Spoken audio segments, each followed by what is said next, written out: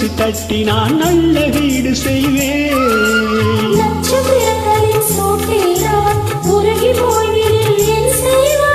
உருகிய துளிகளை ஒன்றாக்கி என்னுயிர் தந்தே உயிர் தருவேன்.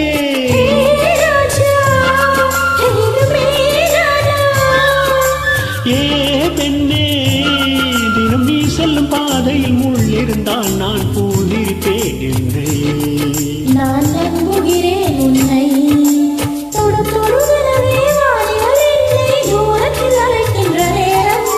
விடு விடு எனவே வாலிப மனது